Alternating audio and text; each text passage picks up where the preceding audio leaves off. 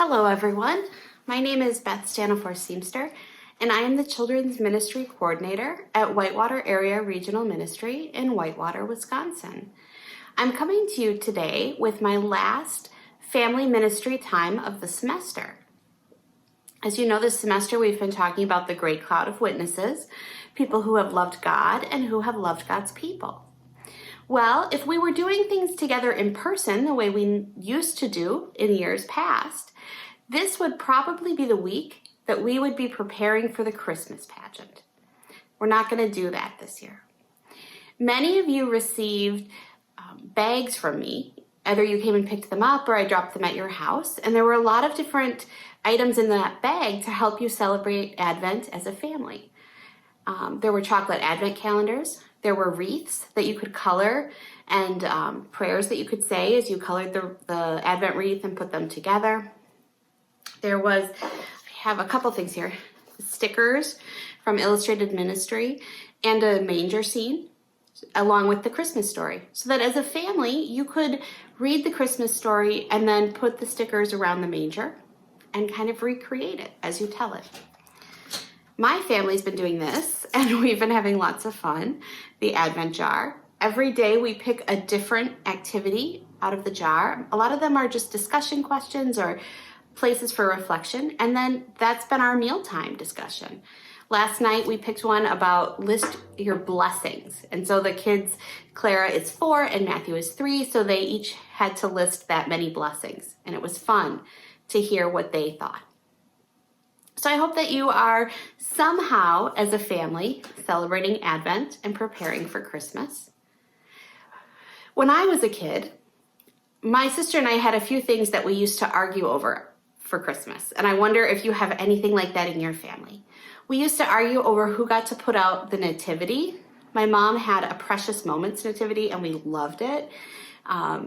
And we thought it was the most beautiful thing in the world, and so every year when we got it out, it was a big deal about how you arranged it and who got to arrange it.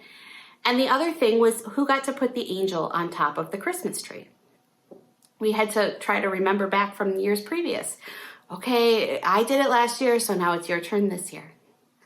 Those are small things, but they're things I remember that remind me of my childhood, that remind me of Christmases past, and that remind me of God, why we celebrate Christmas. I wonder what the traditions are in your families. Some people celebrate St. Nicholas Day, which is on December 6th, and they celebrate by putting out shoes. And the tradition, at least as I understand it, and as we've celebrated, is that St. Nicholas comes and might just leave a little something in your shoe to tell you if you've been good or bad. Now, my mom's family is from Germany. And so this is a tradition that has been passed on through her family for generations.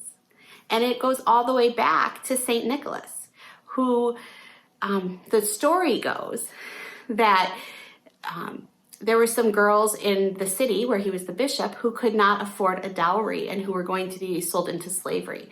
And so at night, when their socks and shoes were drying in front of the fire, he came by and through the open window threw in the money that they needed on different occasions so that they didn't have to become slaves, so that they could get married. And he did it that way as a gift and as a surprise so that they didn't know who it was from. So the tradition has continued that on December 6th, St. Nicholas leaves a little treat in your shoes to tell you if you've been good or if you've been bad. So over the years, the traditions we have, they change and they adapt to modern times or to however your family does them. I know that in some families, they don't receive presents on Christmas Day. They receive presents on Epiphany, which is January 6th. I think it is called Dia de los Reyes, the Day of the Kings. So every culture, every country has different traditions. And as people move away from those countries and to other countries, they bring the traditions with them. I think these are just wonderful examples of how we see Christmas. Christmas is a place of connection. It's a place where we remember God who came to earth in this tiny little baby. We remember If you're older like me, maybe you remember your childhood and the things that you do or have done to connect you with your family. For kids, it's such a magical time. There's such a sense of mystery and hope and longing. So whatever you're doing this year to celebrate Christmas, I hope that it is a special time for you. And I invite you, as I started with, I invite you to pull out some of those things from the bags that I dropped off and make some new memories. Sit down together, tell the story, decorate the manger scene with candles, open your chocolate advent calendars every day, and read the little piece of the Christmas story that goes with it. With that, I want to say thank you for participating this semester, and I hope that you just have a wonderful Advent and Christmas season. Blessings. Bye.